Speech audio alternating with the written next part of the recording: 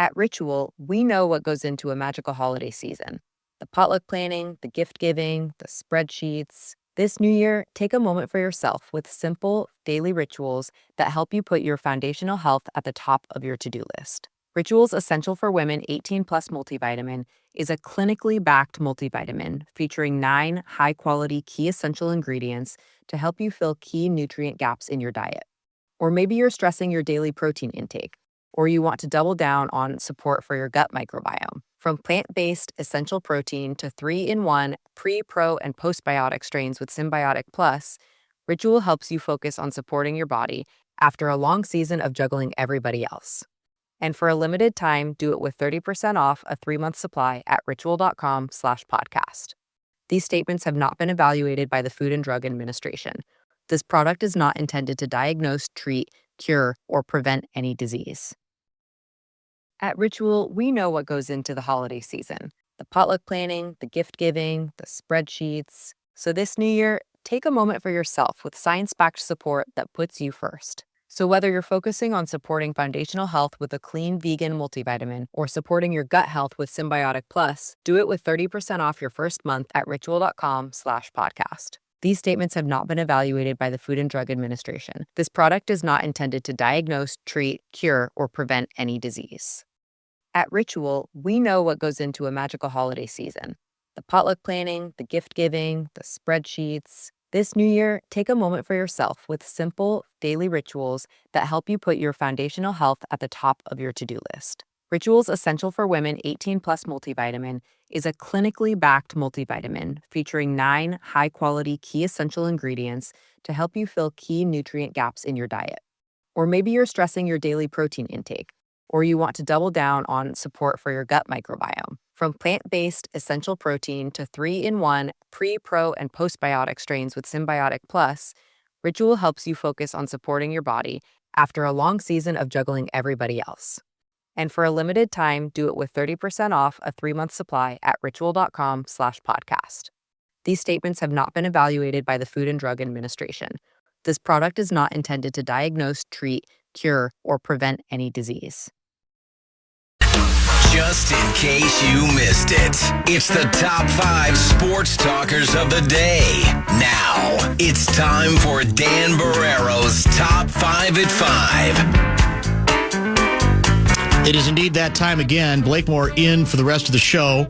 That's going the distance. I think this is the only day this week we're going all the way until 6:30 tonight. I'll give you one that might not even be on your list. Okay. We were talking about the fact that the Bears had requested the opportunity to interview Cowboys head coach Mike McCarthy, in part because Dallas hadn't made a move on McCarthy as far as we knew. They hadn't fired him, but they also hadn't indicated they were going to keep him. And there seemed to be an open question on that. Apparently, the Cowboys said no. So they must still have contractual control on McCarthy. There are a couple people nationally who have expressed anger and frustration with the Dallas approach that if they're going to sort of let McCarthy twist in the wind, it's a little bit jackassy to then turn around and say, but no, you're not talking to anybody else either. Now, strictly speaking, I think they can do that, but it's an interesting wrinkle today. The Bears, by the time the Bears are done interviewing, I think the list is going to be closer to 20, and maybe that's thorough, but for me it comes off as we don't know what to do, so we're going to throw everybody against the wall and see what sticks. But at least for now, McCarthy apparently not available to be talked to. I believe the Bears have confirmed that they are going to talk to Pete Carroll. Pete Carroll has expressed interest in the position previously. He has been, he's out of football now. He was with the Seahawks most recently. He's battling ageism. I think he's 72, maybe 73. He always struck me as young for his age, no matter what his age was. And I would certainly put him in the hopper. I would absolutely put him in the mix. I think he's an extremely good coach. It's one of those coaches that players seem to like to play for. So apparently the Bears are at least going to be talking to Pete Carroll. I don't know if any other teams have expressed interest. He's 73. Another name that I saw that I thought was interesting, Iowa State head coach Matt Campbell. which they I just see. recently extended. Oh, is that right? Believe interesting. So. Okay. So I would be shocked. And then they did, Adam Schefter, 4 minutes ago, the Bears completed an interview with Mike Vrabel. Mike Vrabel. So they're interviewing anybody. Yeah, well, Vrabel Defensive, is obviously offensive, young, old. one of the prominent names. The assumption was he was going to end up in New England. Then somebody said, well, no, but wait a minute. With Brady, maybe he convinces him now that the Vegas job's available for him to go there. The assumption is in the game of dominoes that Vrabel's got first choice. I don't know if that's true, but it certainly seems to be he's at the top of the list. I still can't believe that the New Orleans Saints have expressed interest in who's the offensive coordinator in Kansas City. Used to be the Bears head coach. Nagy. Honest to God. Yeah. I thought it was like one of those onion things. It's like, what can you be thinking? And it is a good example of, for the coaches who never get one shot, you go, what? Why? He showed nothing. And he still doesn't really, I don't think, all the time call the plays. I still think we all know Andy Reid's the genius of the operation. So some decision-making in this league is inexplicable. Once you get into the fraternity, I guess that's it. Hard to get out, apparently. That's a problem, yeah. Authorities are still looking at the wildfires and still evaluating what they're going to do as far as the Vikings and Rams on Monday. I will say the NHL has already postponed some Kings games, so they're Including still kind of monitoring. Tonight there was a game, yeah. Yes. So it definitely is looking more and more likely by the day that it might affect the Vikings on Monday. I mean, I would imagine it would be air quality more than safety. Well, that would be my thinking. That could be some. I'm right. not a scientist. It could be a little of both, or it could be logistics, or wanting to try to stay away from traffic, creating traffic issues. As Garzi and I were talking about, you'd think with a decision that big, though, you can't wait till Saturday night. You probably Friday is the latest, maybe even tomorrow, if you're going to make that kind of a change. The Lakers have a game tomorrow. NBA is also downtown Los Angeles, which is not directly affected at this point, but there's an open question there too. And if the Vikings game is moved, most of the speculation, I believe, has been centered around likely Arizona, moving it to either Arizona or to Dallas. There's no chance, apparently, that the game would be moved here. Even though, as I said, the Rams are used to playing on the road even when they're at home. Yeah, I don't think it would make... I mean, if it gets moved anywhere, like Arizona, it's going to become more of a home game for Minnesota. No question. Time now for the obligatory Kevin Fallness Minnesota Wild mention. Well, they did make a move. I want to go here first because last night was fun. Stick by Broberg. That allows Zuccarello to charge it. Cross ice, a shot. They score! Oh, Matt Boldy hammers it home. And all of a sudden, early in the third, the Wild have a 5-4 lead. Yeah, they come back from behind, I think, several times to beat the Blues, a team, a bogey team for the Wild historically. Not so much this year. Everyone gets in on the scoring. Defensemen, forwards, Boldy, Middleton came back. That's great. Still waiting to hear on Brock Faber's status. But the Wild today made a move. They recalled defenseman, which is probably not good for Brock Faber now that I think about it. They recalled defenseman who they made a trade for, David Juracek from Iowa. Yeah. So he will be making his debut at some point. Well, that would indicate something on Faber there, right? Just talking through it out loud. Yes. Yeah, that's concerning. Forward, it's good, though, because we were waiting to see him since they made the trade. That's true. Devin Shore has been reassigned to Iowa. The Wild are on a 4-game winning streak right now. Yeah, it was impressive. Well, I think it was one of those where we were ahead, and then we blew the lead, and then we're behind, and we came from behind, and we ended up winning it. I like the Middleton return. We like the quote from Midzi. We fight the panic. Could that end up being the Wild mantra? Because I think the thinking man's hockey fan believes that that's the kind of game last night with a lot of things swirling, injury issues. You blow a lead, then you're behind. Your goaltender was off, was off his game, right, to a certain extent by his standards. I mean, he got pulled. And he get pulled, and that's not a game you're going to win. And you probably wouldn't have won that game last year. And so it's another example of what we've really been talking about for weeks is that the Wild have kind of figured out who they want to be and what they want to be, and they have a plan for how they need to play to succeed. And in this case, to quote Midzi, we fight the panic. There was a chance to panic. Last year's team might have panicked, and this year's team didn't. And is that just mental, or is that just you've got players better equipped and maybe a coach better equipped to help them through these crises? I think it's likely a combination of all. And I keep trying to, not speaking of panic, push the panic button on Kaprizov, but he hasn't even started skating yet, has he? I don't think so. So, again, is because I think Luigi isn't buying the company line on this. He's a little more worried. He's been worried since he went down last year that is there something coming up that's chronic here a little bit. So maybe this is just the abundance of caution because it's still regular season. But and can you explain to me? You're the hockey guy. Do we have an extraordinary number? I mean, how do we explain all of our injuries? Are we just unlucky, or are we incredibly brittle? I mean, how do we explain the fact that every other game we seem to get another injury? I just feel like that's the game. It is the game, so it's not just us. I don't think so. Okay, want to be sure. Not.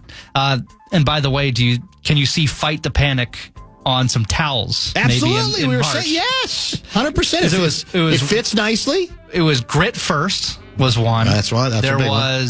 It's About Winning, yeah. which I think they got swept that playoff series. That's so go true. figure. So Fight the Panic. And there is a danger with one like Fight the Panic, because then if you panic and you lose in your games 1 and 2 at home in the playoffs, the people are going to, snarky individuals like me would say, well, we ain't fighting the panic too successfully right now. Are we, Midzy? Anyway. Throw the towel on the ice afterwards, as far as I'm concerned. Very true, David. The Wolves go to Orlando tomorrow to take on the Magic. They are on a 2-game winning streak, so a little winning streak of their own for your Timberwolves. Yeah, they are. We had a great conversation early with Mike Conley. In fact, I want to come back with a little bit about that, a little more detail about what the Wolves point guard, who's now on the bench, starting the game on the bench, had to say on a couple of fronts. And then we'll prepare for Patrick Kessler. Kessler in studio, we'll ask him about the rumors that he may be considering a move to Charlotte, North Carolina, after he went to the Duke's Mayo Bowl and apparently fell in love with the town, with the metropolitan area as well. So all of that is coming up. Don't go away. At Ritual, we know what goes into a magical holiday season. The potluck planning, the gift giving, the spreadsheets. This new year, take a moment for yourself with simple, daily rituals that help you put your foundational health at the top of your to-do list. Ritual's Essential for Women 18 Plus multivitamin is a clinically backed multivitamin featuring 9 high-quality key essential ingredients to help you fill key nutrient gaps in your diet. Or maybe you're stressing your daily protein intake, or you want to double down on support for your gut microbiome. From plant-based essential protein to 3-in-1 pre, pro, and postbiotic strains with Symbiotic Plus, Ritual helps you focus on supporting your body after a long season of juggling everybody else. And for a limited time, do it with 30% off a 3-month supply at ritual.com/podcast. These statements have not been evaluated by the Food and Drug Administration. This product is not intended to diagnose, treat, cure, or prevent any disease. I apologize for the delay. Bumper to Bumper is back. Kessler will join next segment. He is in studio. We'll catch up with him because he's been, we had holiday break and we were out for a couple of Wednesdays as well. Mike Conley joined us at the start of the show. And of course, the big news Wolves related in recent days is that finally Finchie made a change to the starting lineup. It's no secret that Conley has been struggling mightily, especially offensively. Worst shooting, 3-point range and 2-point land of his entire career. And so it was the first chance we had to talk since Finchie approached him about the idea of coming off of the bench. Now, as we said with him, last night's game in New Orleans, he didn't start the game, but he finished it. That cliche about really that's what matters. And my guess is there's going to be a number of games where he is there at the finish.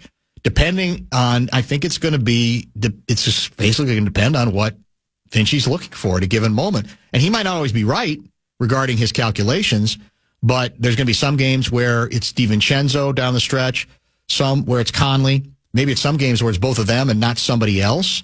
The previous game, I think Randall only had 23, 24, 25 minutes. So, if we've learned anything about this club in its unsettled nature, I think when you're up and down the way they are, then what most coaches are going to do is they're going to try different combinations until they think they've hit on something. And as Conley said to us, part of the frustration is that nothing has coalesced as much as he thought it would by now. He said he knew, given the trade right before the training camp opened, that it was going to take time. But he admitted, he said, by now, he did not think the Wolves were going to be quite as inconsistent with the kind of record, slightly above 500 record that they have. That definitely was a surprise to him. And he said on the shooting, it's hard to explain. He doesn't necessarily think it's because he's a year older. I'm not sure it has anything to do with it either. But he also acknowledged he's averaging the fewest number of shots he ever has through his 17 years in the league. And when you're averaging, I think he's down to we can double check again. I think it's like 6.5, 7.5 shots a game. When you're down that low, you can't exactly shoot yourself out of a slump, right? He's just not going to get a lot of shots the way this offense is set up. Probably shouldn't, but it might also make it harder for him to get out of it because last year, of course, he was brilliant from three. He was 44%. This is the lowest shooting percentage of his career from 2 points. And it's one of the lowest from three as well. And he's down 10 percentage points from a year ago. And he's in the 30s, low 30s, I think, overall in his shooting. We also talked about another, I think, really important subject, and that's Rudy. And Rudy is, even among Wolves fans, has become, I guess, a little bit polarizing again because we have short memories. And last year, and it doesn't really matter this year. And he has not played as consistently well defensively as he did a year ago. That's undeniable. He is in a different role that, like Conley, you could say, because of the new pieces, in a different role than he was a year ago. But I had pointed out to him a belief that if you're going to play Rudy, you still have to find a way to incorporate him offensively and integrate him into what you're doing. I don't mean 17 shots a game. I don't mean giving him the ball in spots where he's not going to do anything with it. But when there are opportunities because of mismatches or switches, whatever, where he is at the rim, you have to get him the ball. Even if there's a chance he's going to fumble it, even if there's a chance that he's going to get a shot blocked despite his size, if you're going to start him, this team is much, much better if they can get him to double digits, even if it's 11 points on, 4 for 5 shots or whatever the case may be. His free throw shooting has been better this year. And it also tends to energize him defensively. You could say it shouldn't be that way, but you have to deal in reality. And that's part of the reality. And part of Conley's frustration, he said quite openly, was a belief that they are missing Rudy. Teammates are missing him in obvious situations that will lead to a dunk. That he thinks they've not done a good enough job getting him to the ball, getting the ball at the right time, and then conversely making a mistake, forcing the ball perhaps at a time where he ain't going to do anything with it, or he's too far from the basket, or he's not a guy who's going to be able to make a move, whatever the case may be.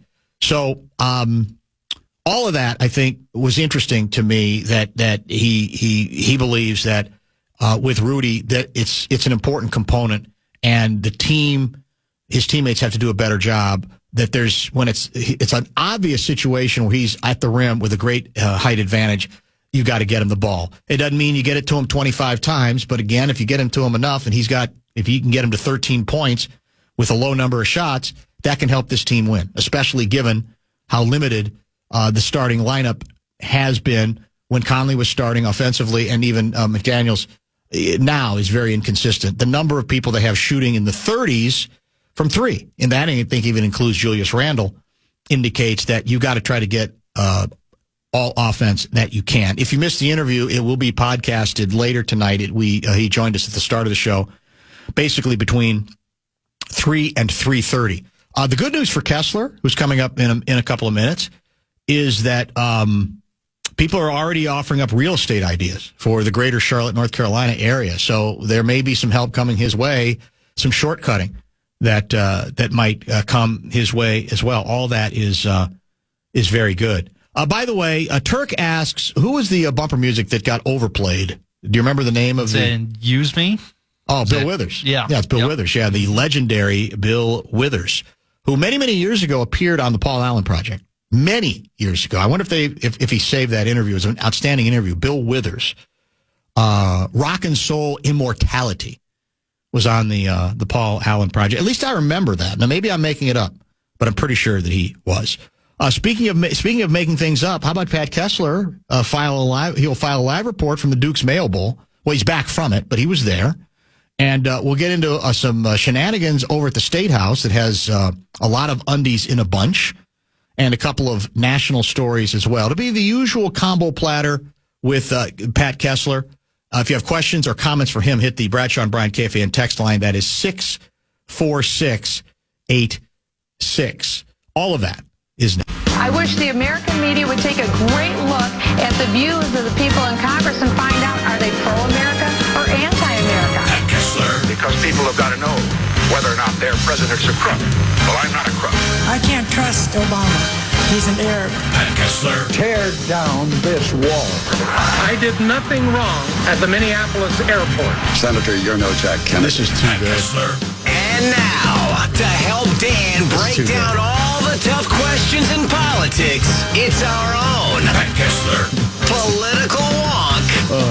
I feel like a supermodel, except like times 10. God, this is so long. Honestly, it's a new year and it's still long. They keep asking Guardsy to shorten it. On the Fan. My God, it's just never stops. Kessler is back. How about this? Is one of the most well-crafted texts we've received at the Bradshaw and Bryan KFAN text line 64686 in a long time. Would you please tell Kessler that I recently smothered a salmon fillet with Duke's mayo and Cajun seasoning prior to broiling it? Oh, my God. It was not dissimilar to PJ Fleck and James Carville having a long and savory conversation in my mouth. How brilliant. I mean, that's brilliant. Okay, that's pretty good. That's pretty damn good. That is pretty good. For our first visit with you in 2025, that's a pretty good start right there. Oh, my God. Well, yeah, how many people do you put mayo on your salmon before you put it on the grill? I do not. Marinated in mayo.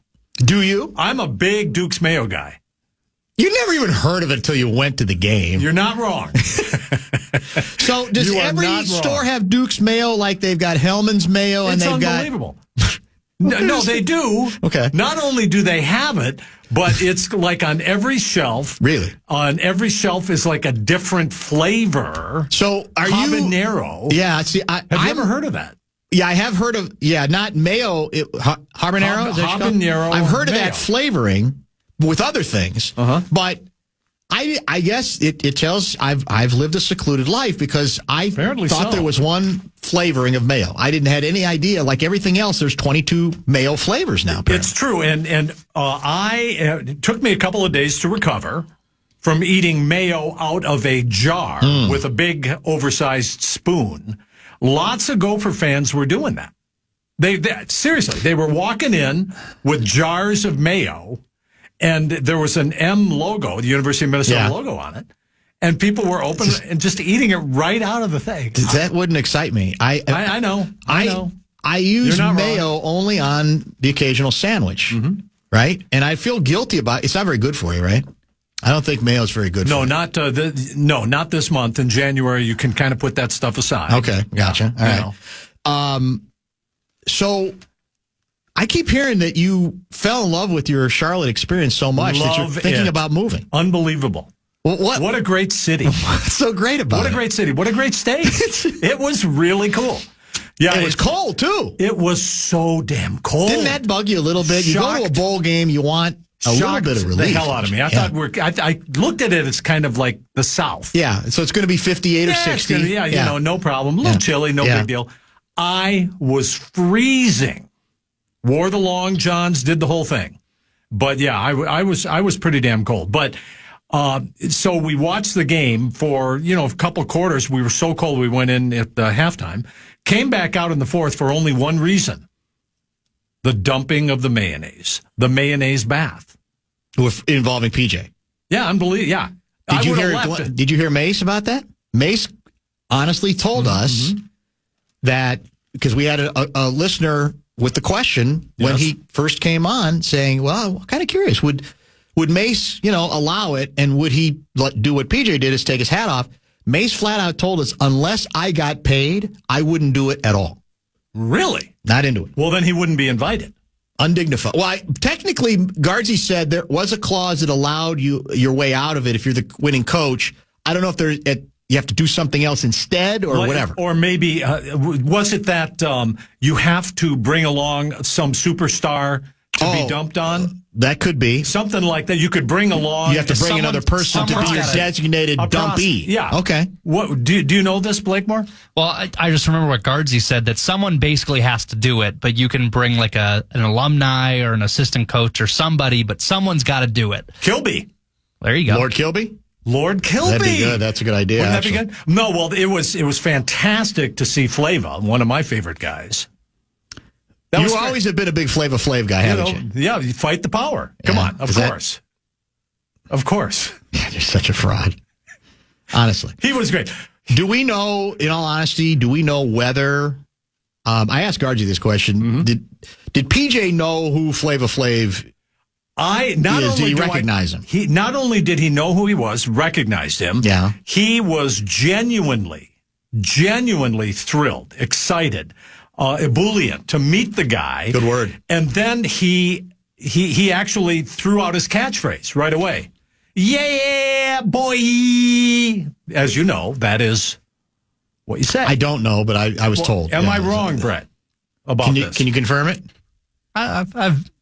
He doesn't know. He has no idea either. Yeah, He's you're too acting young, like he. Yeah. I'm too old, and I'm just I'm bored with it. Somewhere. Yeah, that's how I wouldn't even know. Flav was great, though. Yeah, he absolutely knew who he was. He was thrilled, and I heard somewhere at the Mayo Bowl that it's not just like out of the jar, although it is, out of the jar. But they mix. Maybe they throw in some lemon or something so that it pours a little. When you turn your mayo jar upside down, does it come right out? No, it's like a blizzard. I don't think so. Yeah, it's a lot more solid. Yeah. So they have to mix it with something so that it can pour out. Oh, good point. See what I'm saying? Yeah, I do. That makes sense. So what do they mix it with? Do we know? Turpentine. No. It's probably just something like lemon juice or something. Guardsy said he smelled like the smell was overpowering. Well, did he hug PJ? No, he hugged Pierre Nugent. PJ tried to hug Pierre Nugent, and then there was a nice piece of video on that from Fox 9. Yeah, there was. He declined. He declined, but then PJ gave him like another blanket. He did put a blanket around him, and then they did the hug. And also the Goldie Gopher got the hug without the towel. So yeah, I mean, it's Goldie Gopher. That's his job. It was fine. Or her job. I mean, it was fantastic. So the game chalk up another win. Yeah. So how many was it a huge Gopher contingent? It was respectable. Okay. I would say not as big as when we went to the Rose Bowl, UCLA. Okay. Hope they're okay, by the way, in Pasadena. I mean, I know that a lot of those players are very close to some of these landmarks. So it was a respectable showing, absolutely. Were there 10, 15, 20? I'm not even sure how many were there. I've forgotten to go and look. But we had a sizable. The University of Minnesota had a sizable number of fans there, and it was great. It was really great. Yeah, it was a fairly great bowl, great Mayo. Well, it's not a great bowl. Great it's a meaningless bowl, but they played. I mean, they did. What is a meaningful bowl? They like did the college football. Correct. Yeah, Final we'll get 12. there someday. Their schedule's easy enough next year that they should get there next year. Should have got there last year. Well, that's another story for another day. And meanwhile, the best quarterback they've had in forever, he's gone already. You didn't exactly maximize what Max Brosmer represented. Well, would you agree that he is headed to the NFL? Well, I think he'll get a look for sure. Absolutely, he'll definitely maybe a free agent walk-on. Yeah, who's to say? I think he is. He'll get a look. He was very good college quarterback. Obviously, he was everything they could have hoped for and more. Very solid in his one season. But I didn't feel like I thought there was more meat on the bone in 2024. That's all I'm going to say. Yeah. You're ready to give PJ another contract extension. Of course. Meanwhile. What? Now, what are you going to do? Did you? If he doesn't come back, if he leaves, well, he's not going. Where's he going? What would you do? Where's he going? Well, it doesn't matter. So you just give him a lifetime deal? Maybe the Bears will interview him. They're interviewing everybody else. They really are. It's possible. Doesn't Bill Parcells want the job? No, I think Bill. Isn't he going? Pete Carroll does. Yeah, but Bill Parcells. No, I think Bill Parcells has had enough. Yeah, he's. I think he's older than Pete Carroll. Will you look up Bill Parcells' age? And now Rex Ryan wants to go back to the Jets. Yeah, and he's not. How about I don't that? think he's going to get that job. He's claiming he'll be shocked if he doesn't. But here's what I want to say. He's 83. 83 for Parcells. Yeah. Yes. Pete Carroll's 73. I think we said. Correct. Is that right? He's a young 73. Young 73. He is. I mean, so still got a full head of hair. He's spry. Yeah. So the deal is that PJ has been really good for the program. has built the program up, and he has, and you know, you got to build on the wins. You got to you have to navigate the portal. You got to navigate NIL. You got to navigate all this stuff. So it's going to be fine, Dan. If you say so. It's gonna be fine. Oh God, where was the? Are we sure Kessler isn't readying himself for a move to Greenland? How about that? How about your guy Trump? He's gonna. So are we annexing Greenland and Canada, or one of the two? We're not talking annex. We're talking military. Possible military force. He's not going to do that, and you know it. He's not. What? So you take our new president. Let me ask you this. He's not. This is the game he plays, and you're falling for it again. Do you remember? We went through this 4 years ago. That's what I'm going to say. So remember 4 years ago. Right. It's something different every single day. Yes, it is. And it's you 10 things a day. You can't get enough of it. So he wants to not annex. He's threatening Denmark with the highest tariffs of all. Right, yeah. But he's already backed away on a bunch of the other tariffs for all the bold. And now isn't he already saying, yeah, that stuff about, prices coming down, that's actually going to be a little bit more complicated than I thought. Remember? I mean, it's all. So none of it means anything. What I'm hearing from him is I want to invade Greenland. Yes. Seize the Panama Canal, which used to be ours. Annex the Canada. Right. And then rename the Gulf of Mexico. I didn't see that. Hear that one. He wants to rename the Gulf of Mexico the Gulf of America. It's serious. Marjorie Taylor Greene. It's not going to happen. Marjorie Taylor Greene has already introduced a bill. They could do it. They could absolutely do it. Yeah, well, they could do it. It's not going to happen, though. How about the Gulf of I will lower grocery prices? Gulf of Tonkin. Question for Kessie from Dan, Minnesota. Mm-hmm. It's more local, and we will get back to some of the national stuff in a minute. Yep. Did I miss this? Didn't the interim dope pope just resign? Did we lose another interim dope pope?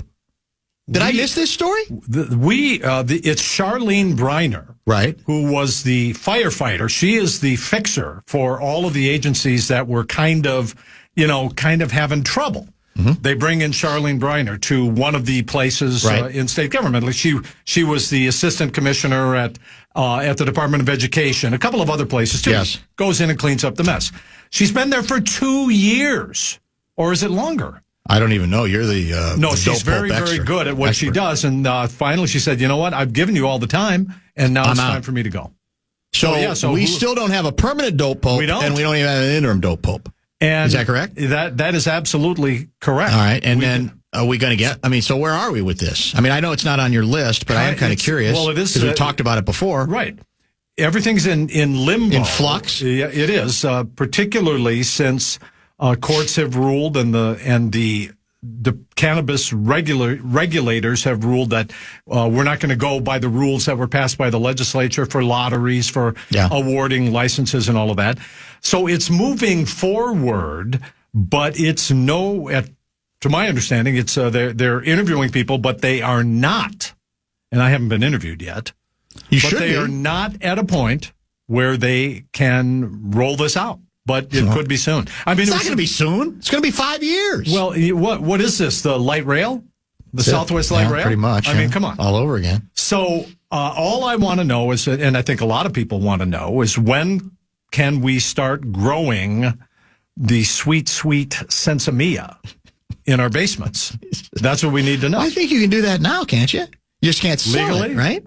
Can't you already grow it, but you can't sell it? Or am I wrong? I don't think we're ready for that yet. You're the dope pope expert. Or out in the garden. So, it's one of those things. Apparently it is. Well, yeah, that's true. And I should have saved. There were a couple of texts earlier that were really good, but now it's the little wheels turning around and it's reloading or something. What is going on? I don't know what's going on. All right, so give us the latest regarding this notion, I guess, that the Minnesota House Democrats are going to boycott the new legislative session. Mm-hmm. We're 67-67. We've got the new election ordered.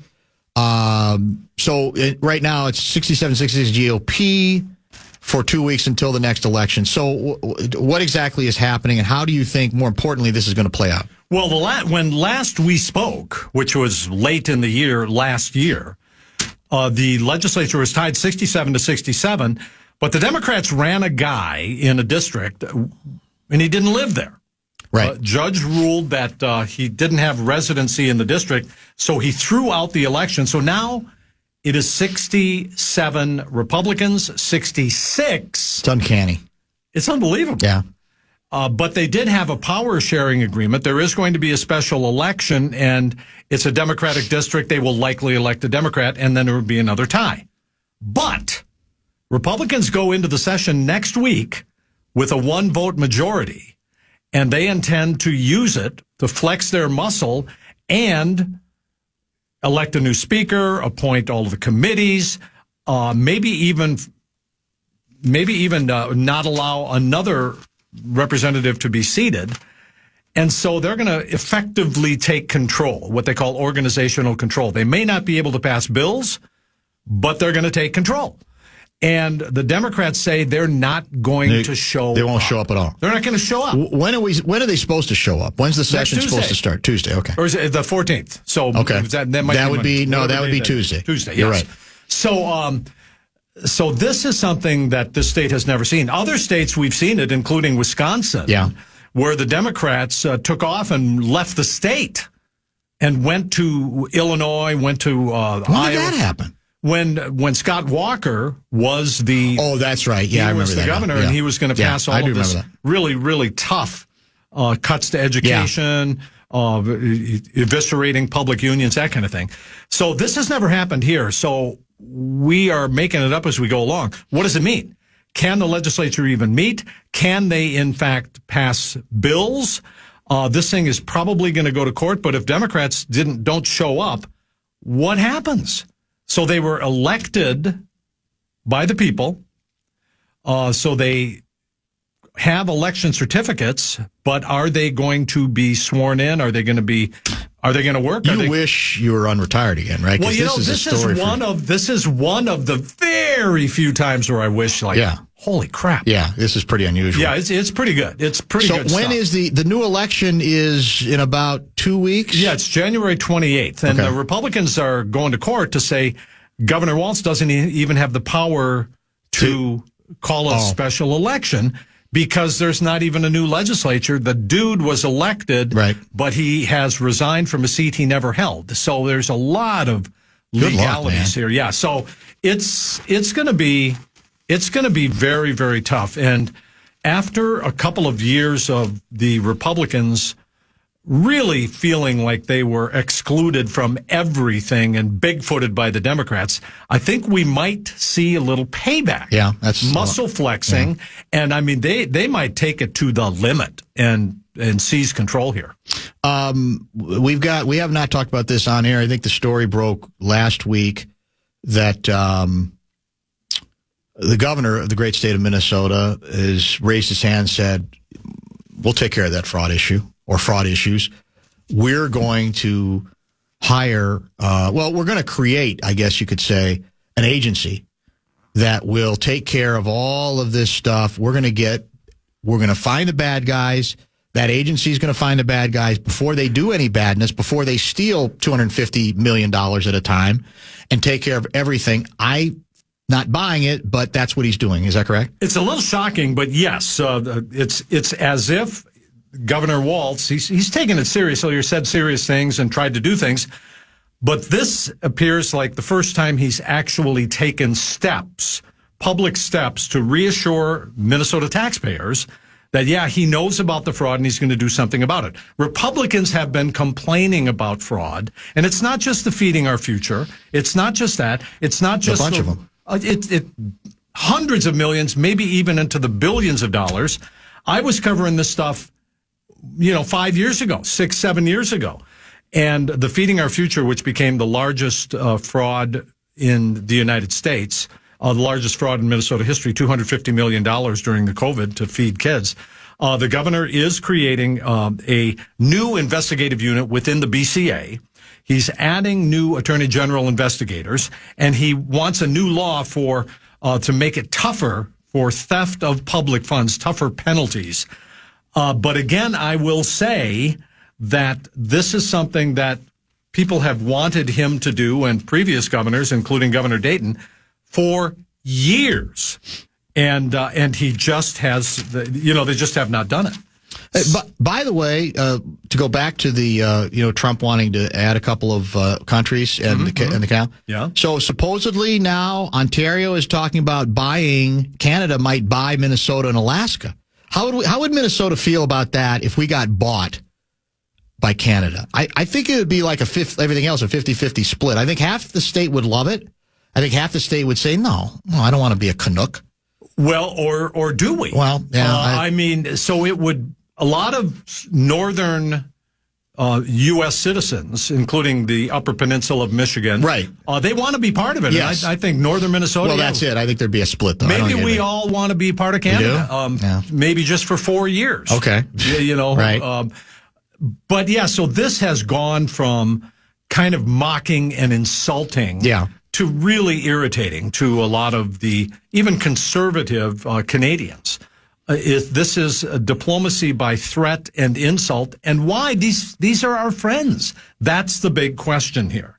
Go ahead. And they're going. I read somewhere that they're going from we're going to be really concerned about it till now I'm really upset. You are getting ripped heavily. Why wouldn't? Well, it's the pothead community that's coming after you hard right now. Geez. Kessler's wrong. People age 21 and older can grow up to 8 cannabis plants, with no more than 4 being mature at a single residence. That's what it is. A cultivation license will be required to grow more plants. The plants must be grown in an enclosed, locked space that is not open to public view. I love that. Yeah. So read that last sentence again. How many plants and where are they? They have to be 4 fully grown plants? I'll read it again here if I can find it. No more than 4 being mature at a single residence. Here is my question. Okay. Who checks to see if they are mature? You're saying we're going to have to hire a few more people. So it sounds like a lot of your listeners, and it doesn't surprise me at all, are growing the growing the ganja right now. The texts are pouring in. Kessler doesn't even know the cannabis laws we have on hand. Come on, man. It's 1,000% legal to grow in Minnesota. 4 veg and 4 flower per adult. I'm not paying attention, okay? I haven't started mine yet. I have 2 grow tents set up in my basement. It's all about how many plants you have. You're allowed 4 plants. Think about this. Non-flowering and 4 plants flowering. Who checks this? It's my question. Well, we don't have, like I said, we're going to have to hire a whole other wing of that Elliot Ness, group that's going to take care of the Feeding Our Future scandals. That's the whole thing. Get to the bottom of it. So I guess I better get going. Yeah, you probably should. This is what you do in the winter. We got Ode to a Dead Guy to get to, and we got a couple of other stories, and maybe one last look back at the Jimmy Carter legacy as well. It's Kessler in studio for the first time in a while, back in just a minute here in the Fan.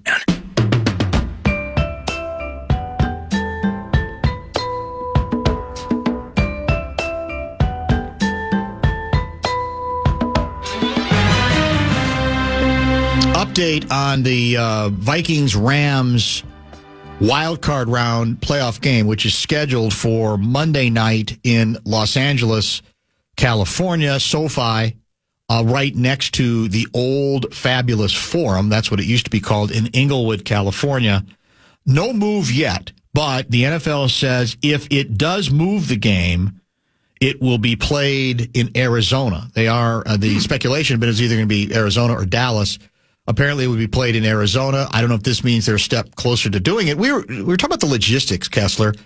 If you're going to do this, how long can you wait? It's the old. I got to be by Friday. I would think at the latest if you're going to make this kind of move. Correct? Absolutely. And so when we're watching these wildfires, which are horrific. I don't think I've ever seen anything like this, and they've been bad. They've been really bad in California and other places. But this is about the worst I've ever seen, where a house will go up in flames and down to the ground in burning cinders in minutes. So it's pretty shocking. So do you want to add to the infrastructure? Do you want to add to the stress of the area? It's Los Angeles County.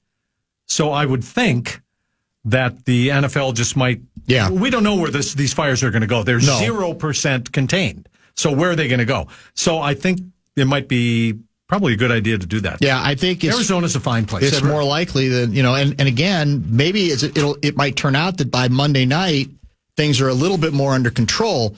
but you can't wait till Sunday to Monday to figure that out. So realistically, I think this kind of move, it has to be, if not tomorrow, I think probably more likely Friday, but who knows? I don't know what their deadline might be. There's your guy. Is that Andy Cooper? Anderson Cooper. Looks like Andy Cooper in Altadena, California on the scene. Look at the carnage is awful. So absolutely awful. It's hard to believe this will be done by this weekend, that these wildfires will be contained by then. But even if they are, this is a devastated community in the county of Los Angeles. And all of the emergency responder resources are going to be stretched to nothing. And so it might be a good idea in advance to figure out what to do with the game. And now it's time for Ode to a Dead Guy. Perhaps in his own feeble effort to redeem himself with the potheads, Pat Kessler reminds us. Like I need to. Well, that's true. Reminds us of the passing of a singer and songwriter by the name of Michael Brewer, who has died at the age of 80. Any song in particular that you associate with Michael Brewer? A member of Brewer and Shipley. Let me think for a minute. One toke over the line, sweet Jesus. One toke over the line. That's not bad, and it's better that you sing it than we play it, because there's all kinds of legalities now when we make a big. It's a long story. It's not worth getting into, but yeah. So One Toke Over the Line. Great song. One of the better songs. Unbelievable. And this, I mean, it's dated. I mean, the kids probably haven't heard of it, but you could find it online pretty easily. You know, Amazon Music, back on the farm, Apple. Smoking ditchweed. Yeah, you know. But see, that's when pot was pot. See, that's when you could trust pot. Back in the old days, back in the day, the pot was innocent then. Yeah, it was innocent. Now it's like 9 and 10 and 11 times more lethal. For God's sake, that's what the kids don't like to hear. So Brewer and Shipley, this went to number 5 on the Casey Kasem charts. It didn't go to number 1. I think it went up to number 5, but it was... What year did it say? It would be 1972. Yeah. 1970. I first remember hearing the song a lot. Wilkie Quad, Indiana University. I was a freshman in 73. And down the hall...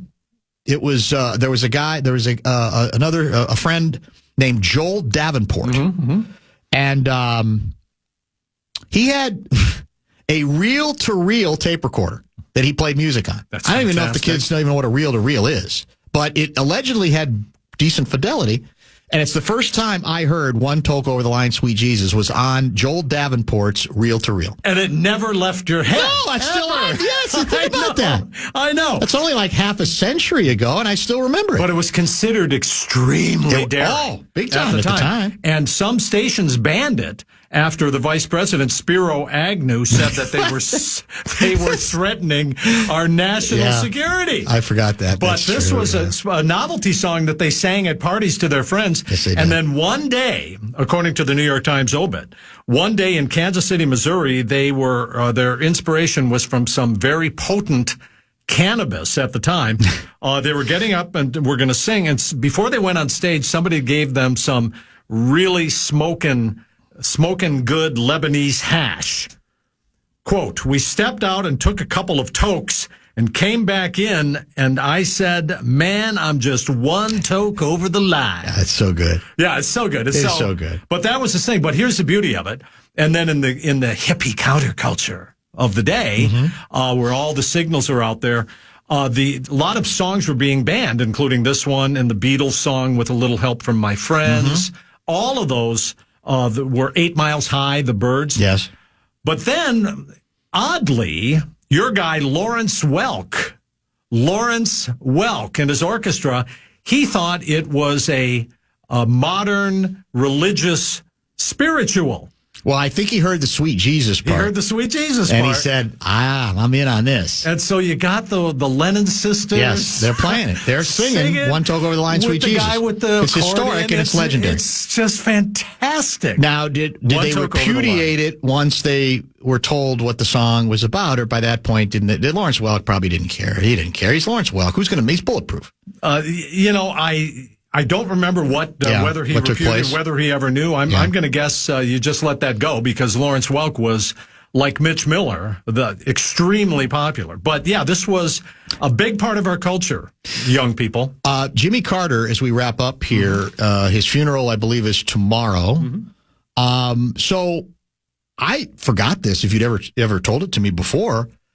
As President of the United States, well, I don't know if he was president then, but he was still President Carter. He angrily shushed you when you spoke to him? Oh, man. Have you told this story before? I don't think I ever have because I'm still embarrassed. What did you do? I happened to be in Atlanta at an event that Jimmy Carter was in at the Carter Center. Okay. And it was really quite cool. And before I went, I had spoken with Walter Mondale, my good buddy Walter Mondale, Fritz Mondale. And he asked me to bring his greetings to Jimmy Carter because he knew I was going to this thing. Right. So I absolutely did. And I walked up to him during the ceremony as he kind of walked over to me. And I said, Mr. President, I walked over like, you ever see Vince McMahon walk into the WWE? Right. That was like me. Testosterone walk. Very jaunty walk. Yes. Yeah. And I said, Mr. President, Walter Mondale sends his, shh, quiet. He looks at me, his eyes with lightning in his eyes. He was so irritated with me, and he yelled at me, and he said, shush, shush, like several times. And I was so shocked and embarrassed that I took the walk back, the saranga. I'm walking backwards. You did the back pedal? Like Homer into the bushes meme. Oh, my God. Like one of those. Did anybody come to your defense? Well, I walk up, I go against the wall, try to shrink up against the wall. Yeah. And I turn to my right to the guy next to me to see if he's looking at me. And it's Stephen Stills. You're kidding. From Crosby, Stills and Nash.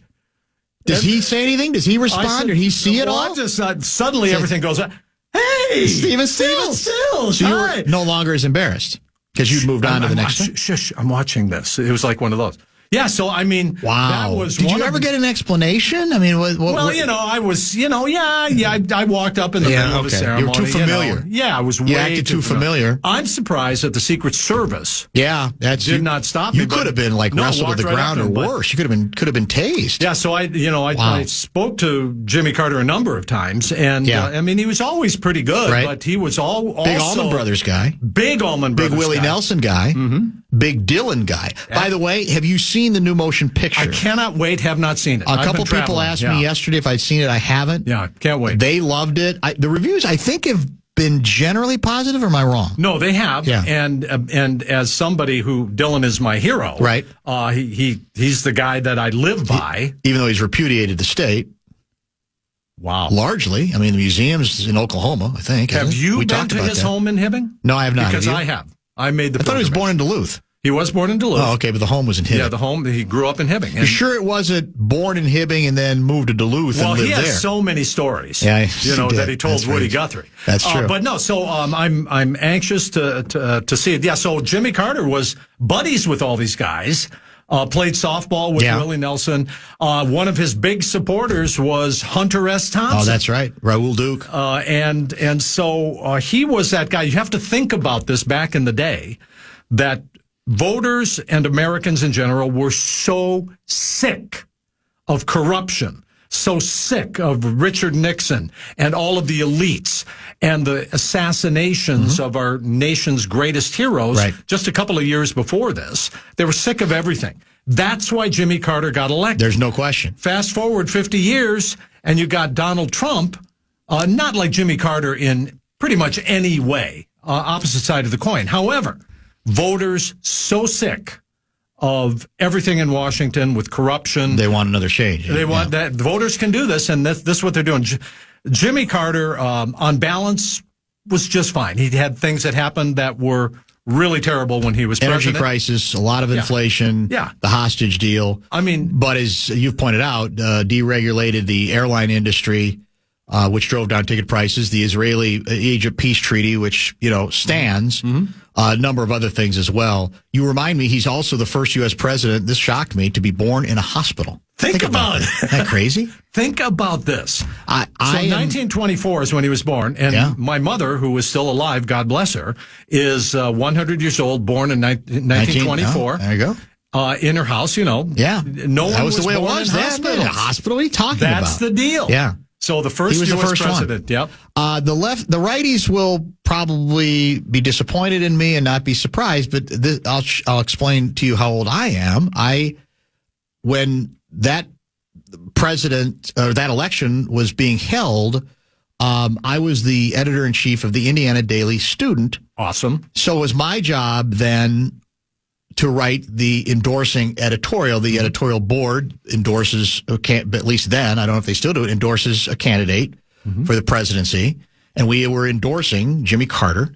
And I'm the guy who had to write, because if you're the editor, you got to write it. That one, you let the minions write if it's a senatorial race or House of Representatives, but president, it's got to be the editor-in-chief. Absolutely. That's how old I am. I can still remember sitting at, and this is literally true, Ernie Pyle's desk. Oh, man. Ernie Pyle's roll-top desk. Oh, man. And writing this is why Jimmy Carter deserves a chance to try to run this country. And to your point, a big part of it was exactly what you said. It was the exhaustion from all of the scandal, right? It was the exhaustion from all of the investigations and Watergate and the whole bit that bred, whether you liked him or not, that's what bred the climate that got him elected, 100%.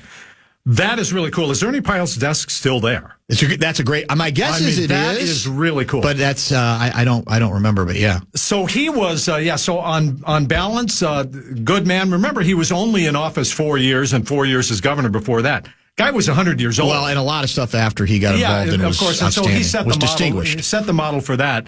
But as president, he tried a lot of things. Now people were all worked up about Biden when inflation was 9% last year, right? Or 2 years ago. Right. It was 10 plus. 10.2, yeah. With Carter. So a lot of things did not go his way, but he also pushed a lot of things that made people upset, and Democrats didn't like him as much as Republicans didn't like him. So on that note, good to have you back. Let me know if you go forward with your plans to buy real estate or a condo in Charlotte, and we'll see you back here. Sayonara, suckers! Next.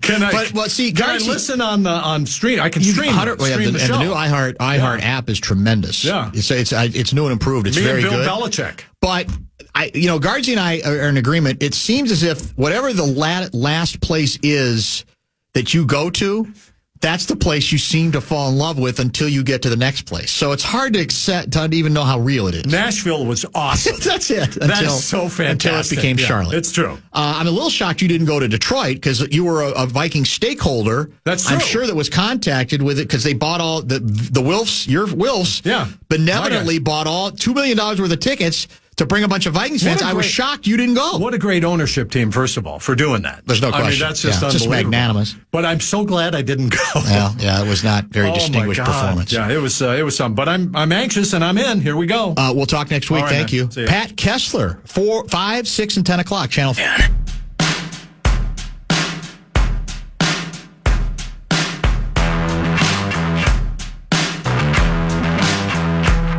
It's the Bumper to Bumper Show Wrap. It's brought to you by American Pressure. We love the folks at American Pressure. I sure do, and I appreciate their continued support. I will mention that this might be a good show to podcast if you're just joining now. Great conversation at the top of the show with Wolves point guard Mike Conley, who spoke in depth about the Chris Finch decision to bench him and to bring him off the bench. We get into all that and a lot of ancillary Wolves issues I think would be pretty interesting if you have interest in that club. And Conley's just a good listen, I think. Very even-handed, obviously. He's not a guy who's going to give you bombastic quotes, but I think he does give you some stuff to think about if you read between the lines. He joined early. Glenn Mason, not in studio, but by phone to talk about the college football tournament, which will continue. I think the first semifinal game is tomorrow night. And then I think that's Penn State, Notre Dame, and then the second one on Friday. That was between 4:30 and 5. Kessler joined from 5:30 on. Guardsy was in earlier. He's following his women's basketball team, the Gophers. Big game tonight against Rutgers.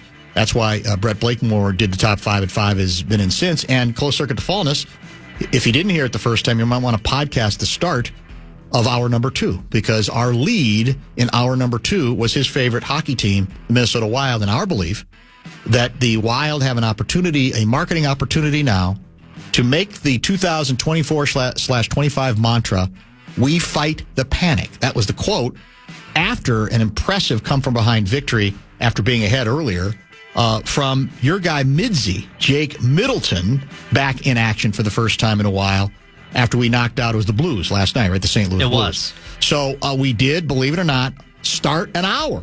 Not the show, but an hour. Hour number 2 with some wild conversation.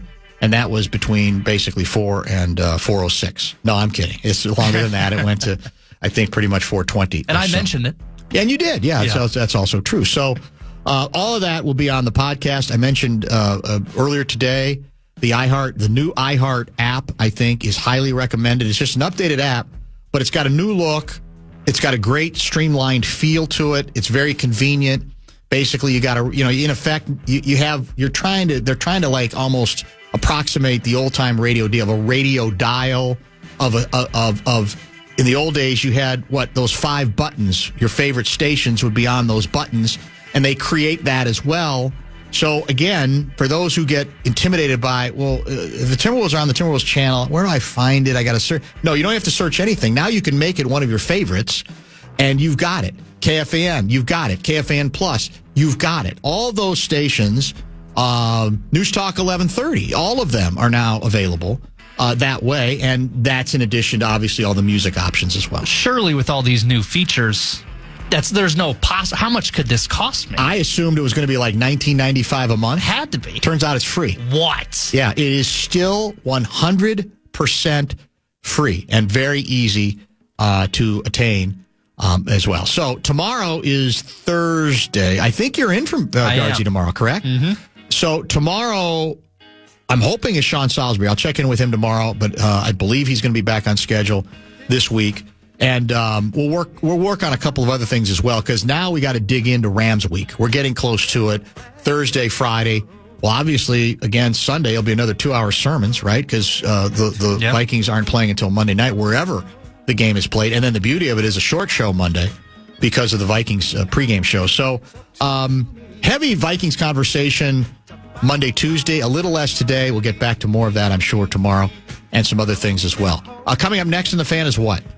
X's and O's. Oh, X's and O's tonight and Wild Weekly. Mm-hmm. So it's a big night on your favorite station. And we'll start it all over again tomorrow, beginning at 3. Talk then. I'll be there whenever you need me. Sayonara, suckers.